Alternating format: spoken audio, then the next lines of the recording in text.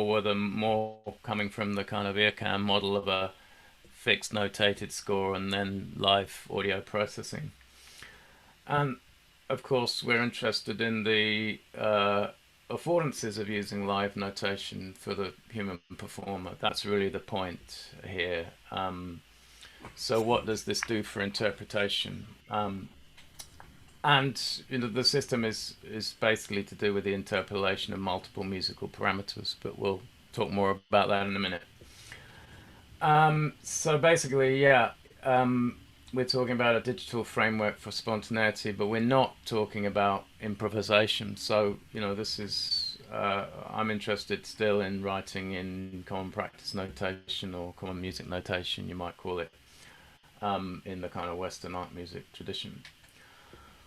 Has my slide moved on? Because I can't actually see it. Yes, it has. We are seeing your notes as well. I don't know if it matters. Ah, It's a that bit. shouldn't be It's also a happening. bit Now I'm gonna small. read it. Yeah, I think it'll look I'm gonna better. redo this. Okay. I'll do the redo the screen share. Hold on. Um,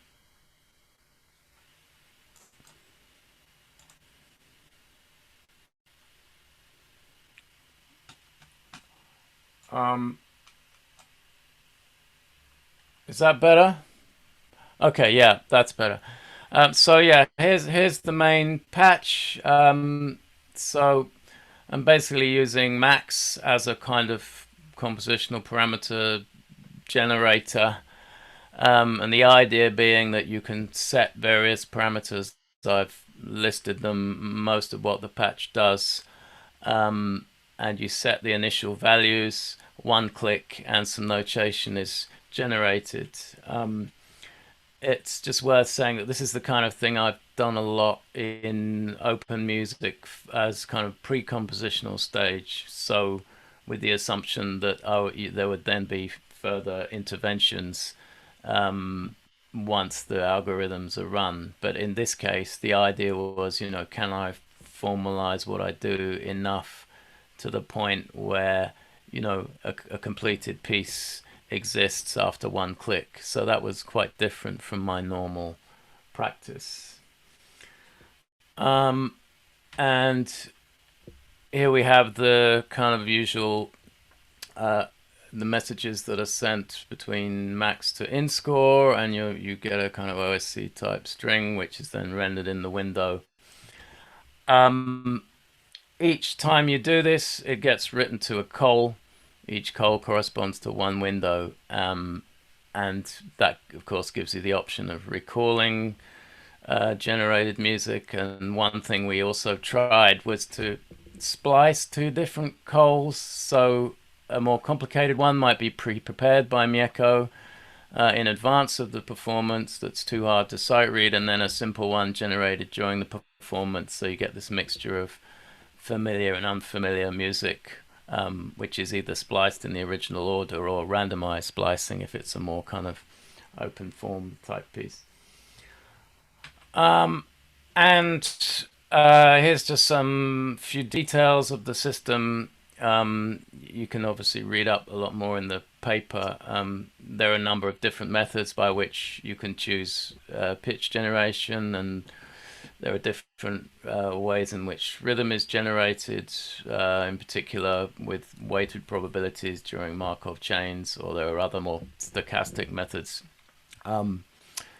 And these are all spliced together using the sprintf object to eventually make the string that's then sent to InScore.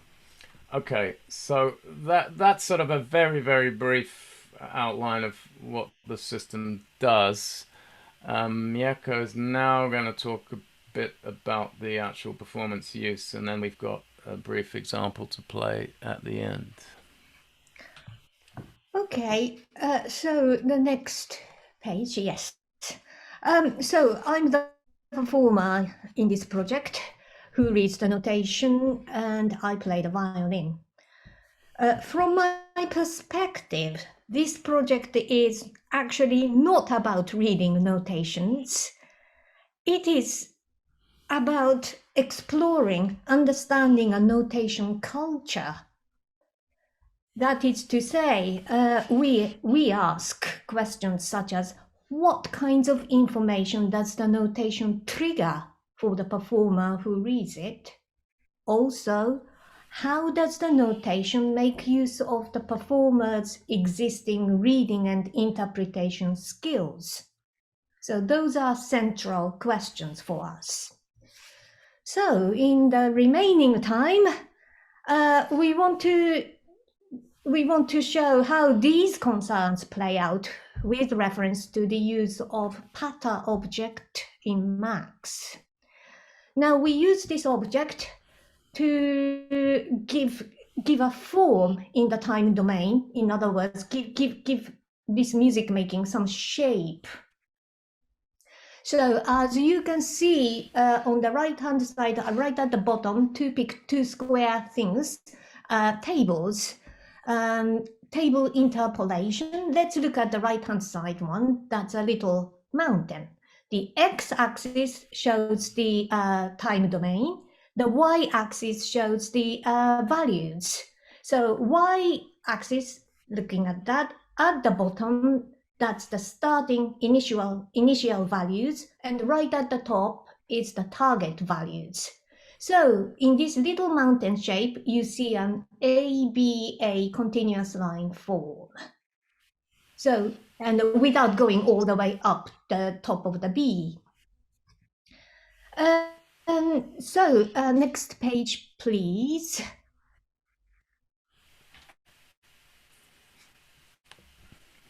Yeah, so here is a particular example which has a shape right at the bottom, right-hand side, right bottom, this on the left of patch settings.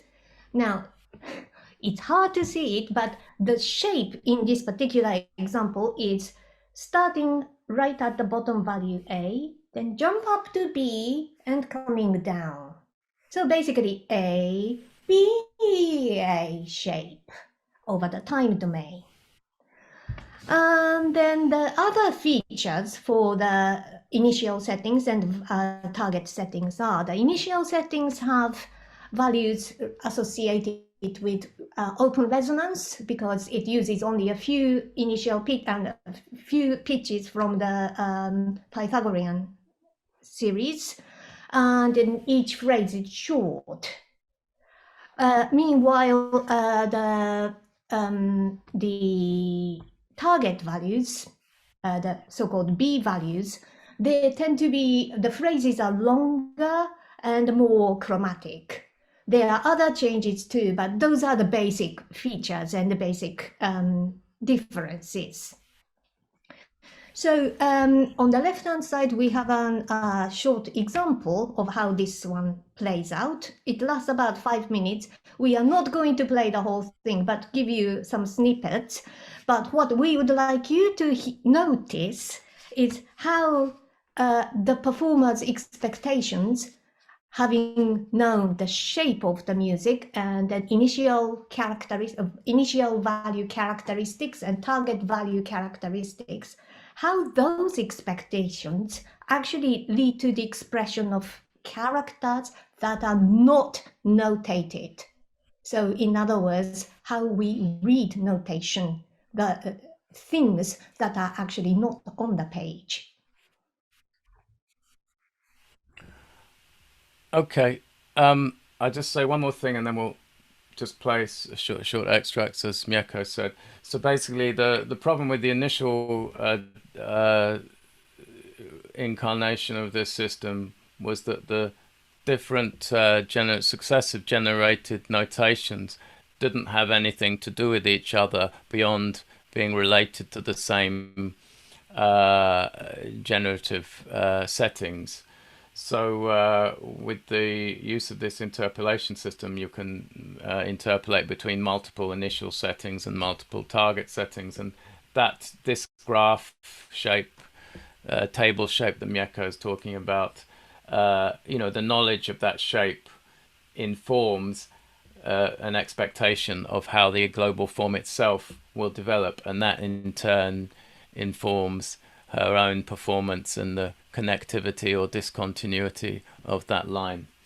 So you can see at the very beginning there's a very short phrases, just a few notes, and that sounds like this.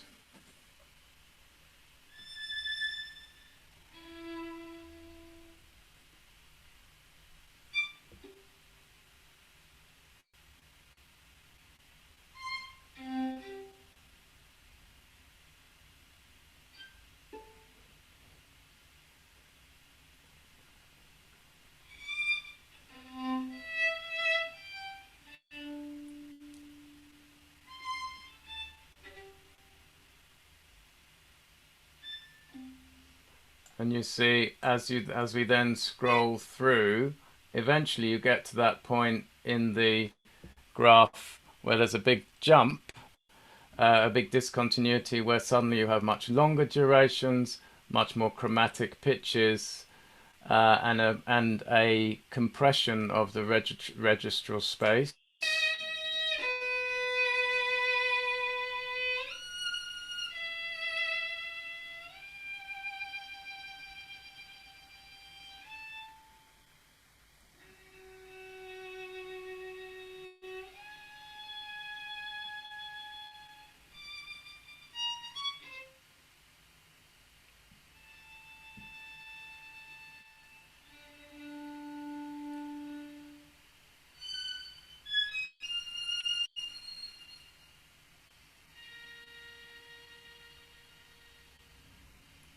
And so on, and this gets a little more complex at times, but eventually there's a long downward return towards the initial settings, where you're in a shorter, more fragmented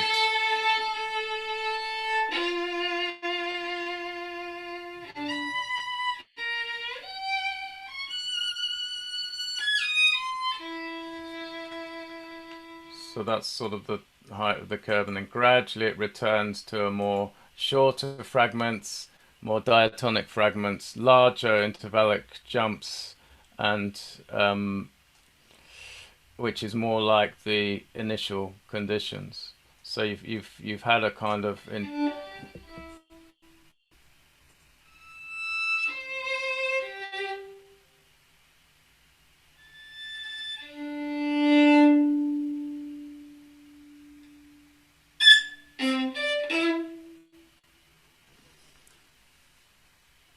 and there's just the call with all the recalling those lines, which is of code which have generated those pieces.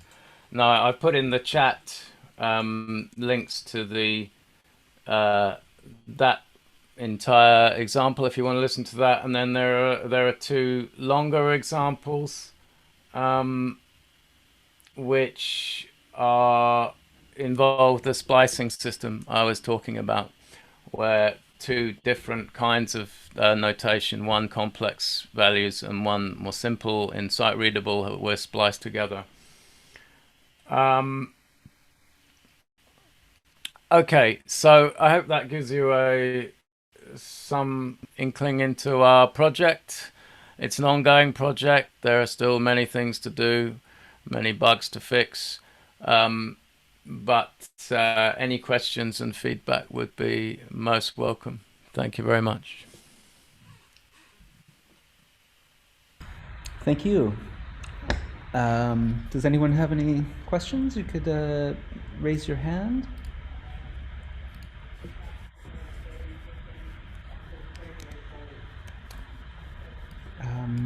If not, I have some questions. So yeah, I'm curious. So if I understand correctly, this sort of formal shape is used on multiple levels in the composition process, or is it? Because you were saying how it's like a one-click system, and it generates the whole form, correct? And the yes. If I was wondering if I was a little bit confused, I guess, about I was looking for this shape inside each of the fragments or these modules. No. Okay. No, Or is no. that's a large scale form? That's a lot. I mean, that's a large scale Forgive me. formal shape. No. I that's an important distinction.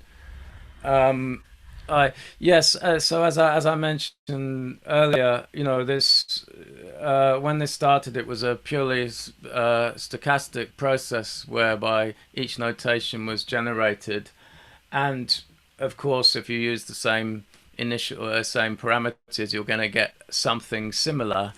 But there was no larger scale shape or generation to the form, and other than the kind of accidents of stochastics, and what we're trying to do with the interpolation system, also for ease of performance. Because of course, I suppose theoretically during the performance, you know, Mieko could be fiddling with multiple sliders and buttons, and you know, there's umpteen different controls that you can play with. It was more to, you know, just have a more global, intuitive sense of the shape of the piece, and also that it can be linear, it can be exponential, it can be table driven in that example there. So Mieko has an idea of the overall shape in a more intuitive sense, and is not really having to worry about parameters during the performance. That's more a kind of decision made just ahead of, you know, at the start, as it were. Great, thank you. I see Alison has her hand up. Alison? Thank you, super interesting. I had a couple of questions for Mieko. How do you have an idea of how long the piece is going to be from this global kind of form? Do you know this is going to be a 5-minute piece or a 10-minute piece, or when you look at this form, this global overview? That's entirely up to me. If I want to make it 5 minutes, like in this presentation, yes, we set it as 5 minutes. You can make it to last 1 hour, okay. And you can then really sort of map it in whatever way you like. Yes. Yeah. And one more thing. This interpolation, which seems to me a really interesting kind of idea of having pre-prepared and sight reading kind of together. Have you looked at different combinations of these two, of how much, I mean, I guess it has to do with the kind of material you're using anyway and the complexity of the material, but this balance between what you've pre-prepared and what is being generated live, is there an ideal balance for you?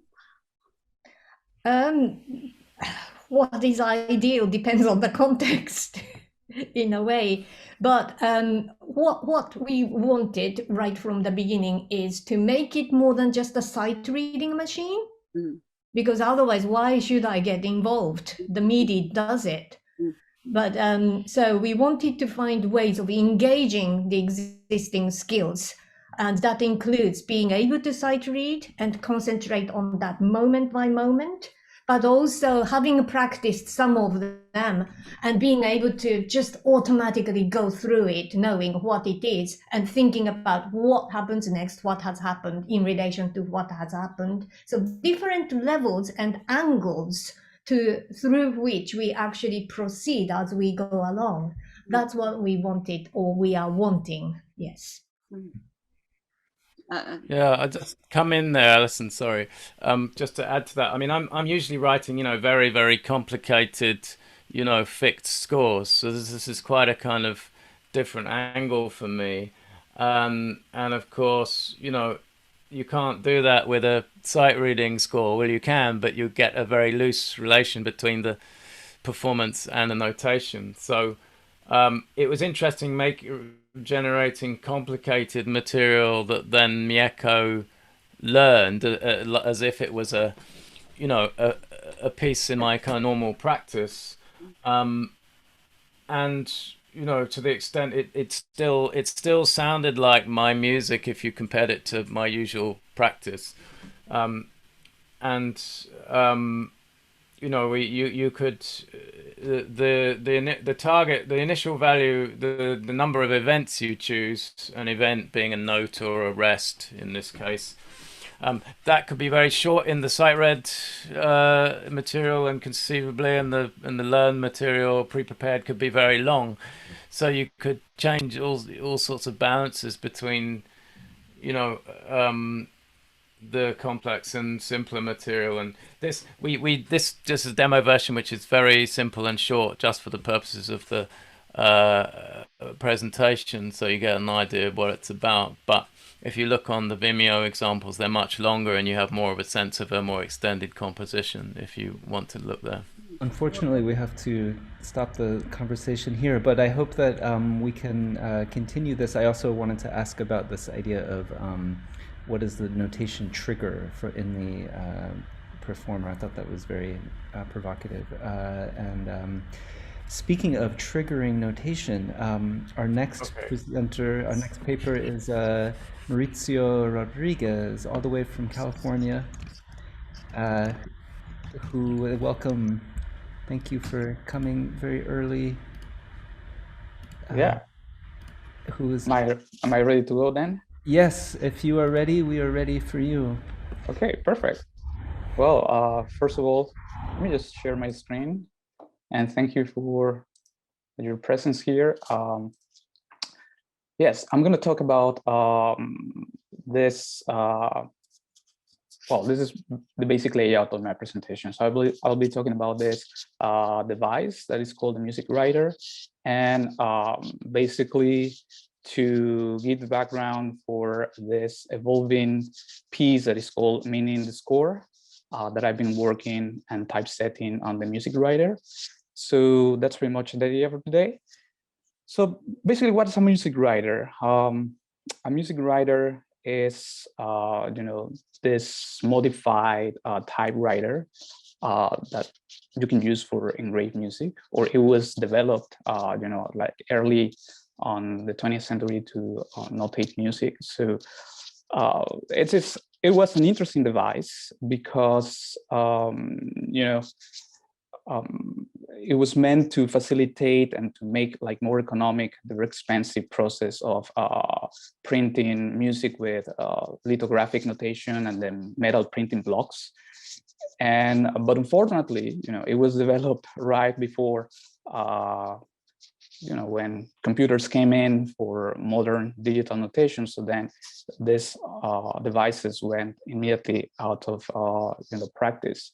So I'll be describing the ones that I've been using for my personal project, the ones that I have access to. So, and probably, you know, the most interesting machines actually that were developed for this purpose. This first one was developed here in San Francisco by Robert Keaton. This is a so-called Keaton Music Typewriter. And as you can see, this is like you know, metal ring where you have all your keys with music symbols. And this was a very flexible machine because basically you could just port this device in an open canvas, in an open paper. So it allowed you to have like different kinds of formattings, right? So a very interesting device, but very fragile, very expensive actually. So when, you know, it came out to the market like around 1940s, it was like about, you know, and in the middle of the depression, it was almost like $300 bucks. So very expensive thing. So and basically all these machines remain on that price range pretty much. So the other one, and as you can see, this was a very early development. So it was not the first one. Really at the end of the 19th century is when, you know, some inventors and composers were looking at about this possibility of creating their own, you know, nicely pretty printed music notation using, you know, these devices. So, and in the 20s, there was like a boom of exploration. So there were different attempts, but this one, I think, was the first solid and interesting achievement, the ketones prototype. Then after that, Olympia took over with composer Cecil Effinger, developed his own prototype, which was basically taking this approach of modifying, like standard typewriters and adding some symbology, as you can see here, very minimal in this case. Well, this one is a modified one. It's a very modern iteration, but Olympia took over buying the developments by Effinger. So then, by the 70s, or really halfway to the 60s, so they developed the Musicwriter, which is this modified Olympia GS3 machine. But this one, as you can see, is a full, complete, layout for musical symbols in the keyboard of the writer, right, the typewriter. So what is interesting about this is that the symbology is limited, of course, and these machines were really meant to transcribe conventional music. So, and actually it looks very nice when you typeset just like conventional music. And this common set of this set of common musical symbols of the common practice, is what I've been working on and observing how is that I can take this raw basic symbology and to try to expand this into, or use it to notate like more flexible scores that really represent the music that I write. So these machines, as you can imagine, are very sensitive, very prone to errors, because as you can see, the calibration, you really have to be aware of every single, the calibration of every single symbol before you typeset that, because you're really dealing with it.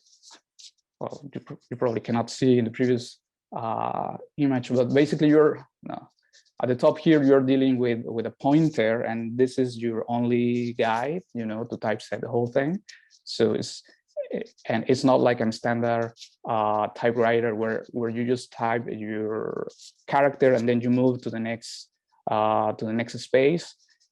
So you have to force the machine to move to the position that you want. So, and since this is very prone to errors, before I wanted to do something, what I decided doing was modeling, using that specific calibration, modeling using Leland's score, Leland Smith's score, and using the parametric files. I was taking that and coding and prototyping, taking those calibrations and prototyping how many strokes would I need for some specific scores, and what would be the calibration for that. So before typesetting them, just to see the potential of this machine, because this is basically the machine that I've been working on, the Musicwriter SG3. So, and this is one prototype, for instance. This is using the PMX and score. I prototyped the whole thing using plain Lisp code and getting the parametric data to render, EPS files. So, and I just came to the conclusion that, well, it was looking good. And actually, I think the actual typeset of this with machine looks even better, right? This is just a snippet of a very large scale score. But even a simple page like this one, it takes about, without exaggeration, 4,000 strokes, to print this in the machine.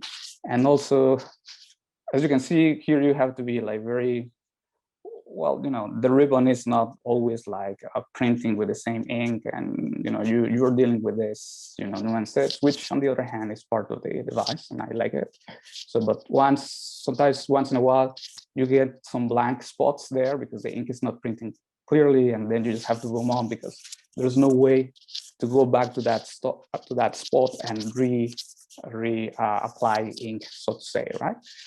So, well, the idea with this, now that I saw that, you know, it was really like an interesting device to explore, I came to the idea to use this in a live performance setting. So using this idea of, you know, performing the machine in real time. So then the printed scores are the result of this emergent, or it's actually an emergent notation that is the result of this performance, you know, interaction with the machine. And then next to me, there are performers ready to reinterpret the notation that I created, but also reinterpret the performance of my of the score that was produced, right? Or rather, performing the reperforming the performance of me, you know, typesetting the score, right? And on the other hand, you know, this piece has become like really a project to explore different formatings in music notation. So these are some interactions that I've been doing with different musicians. So where that's the idea. So as you can see, I'm there typesetting something, and then the musician is reacting to what I'm typesetting in real time. And then that score is added to the series.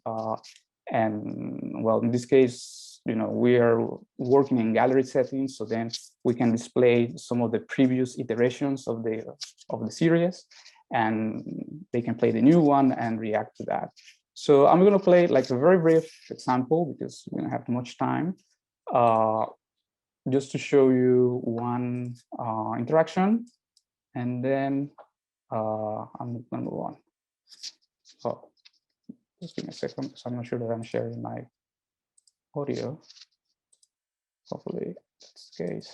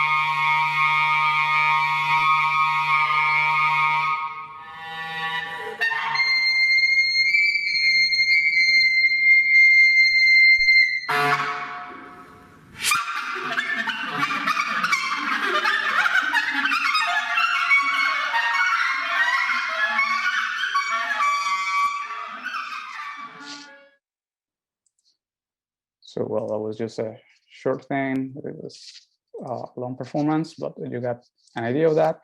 So, and as you can see, well, this is basically about playing the machine. I mean, performing the machine while creating a score on the fly. So, and well, it's kind of demanding process because during the performance, I have to be aware of the calibration to get the proper symbols that I want, and so on and so forth. So in performance setting, this is basically what we do just to show that things are really happening live.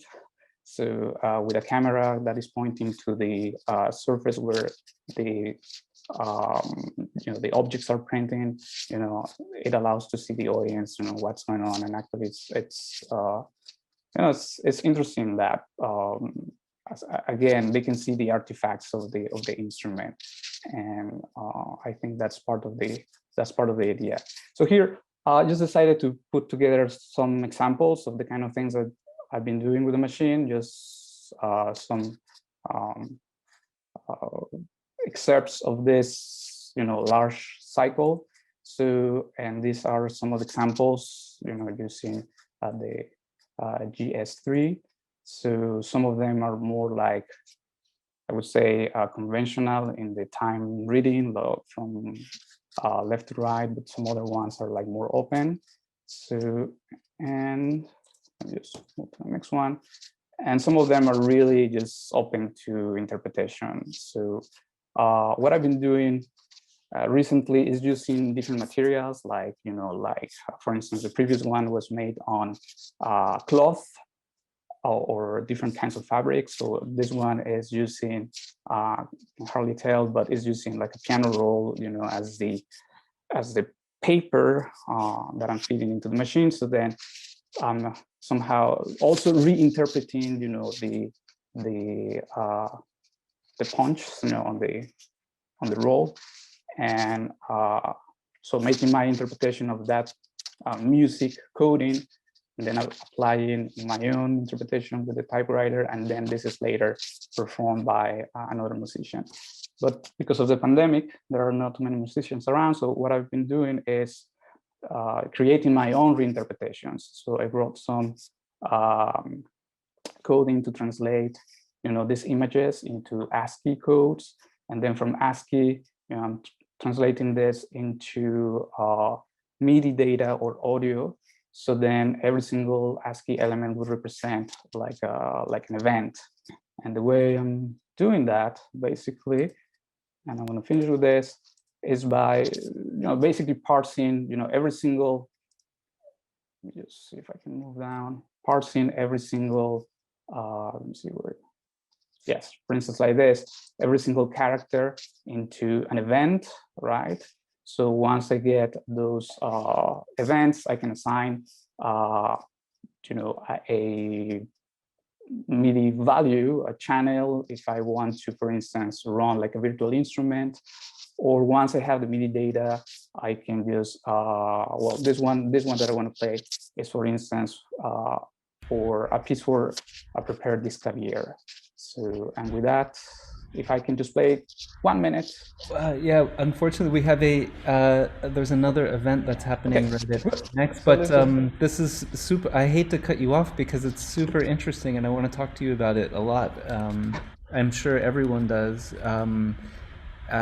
So I hope you will be around maybe in the break at 5:30. There's some time when the next session, I just want to throw out there, the next session is 90 minutes. So I think it's absolutely fine to take one question now, Okay. Yeah. I mean, I have questions, but does anyone else have questions? Since it's unfair, I ask all the questions. That's not true. Other people ask. Does anyone have a question? If not, yeah, everyone, I think I'm seeing that everyone agrees that these are beautiful scores. I'm curious about in the performance, since like the creation of the score is also a performance, is an instrument in itself, and I wonder kind of two things. Do you have a kind of score for your score? And the other question is, does the sound of the instrument affect the notation that you're creating? Yes, so I think, well, the first question is, do I have something in advance? Not really. So, well, the only thing is that I ask the musicians what color they want me to print the music on. They choose the ribbon ink, and then that's basically, the starting point, and whatever goes on the fly. So I react also to their reactions, and that's part of it. And as far as the quality, yes, I mean, as you can see, it has, when you just use the instrument like by itself, it has just this typewriter sound. But I've been exploring some other, elements, sounding elements around. And when you process them, I mean, they are really independent sounding objects that they re-inspire my interpretation, but they are standing alone kind of sonic objects that are interesting in themselves. So I just let them work like that. Yes, so that's basically the idea. So yeah, all these scores, Amir is asking if all these scores were rendered merely by the machine. And yes, I'm not doing any post-editing or something. So the ones that are colored, the ones that I put in the paper, those ones, well, I have to prepare the ribbon in advance. So because really you have to open the machine to change the ribbon, making sure that the calibration is good to go, and then just start jamming. But other than that, everything is just on the fly. So, and well, I'm gonna post in the chat. I didn't finish my presentation, so but if you are interested, there are some other examples there on some other pieces that I've been working on that are part of this cycle. So in case you are interested and have some feedback. Cool. And there's also the Slack channel too. If you, that's a good place to also continue a conversation too. If I don't know if you're on the Slack channel already, but because unfortunately when we log out of the Zoom session, I think we lose the Zoom chat. I'll make sure to post that there. Cool. Well, yeah, thanks again. Super fascinating and great sounding. And yeah, okay, I'm gonna resist asking more questions. Thanks. Okay, thank you guys. Yeah, cool.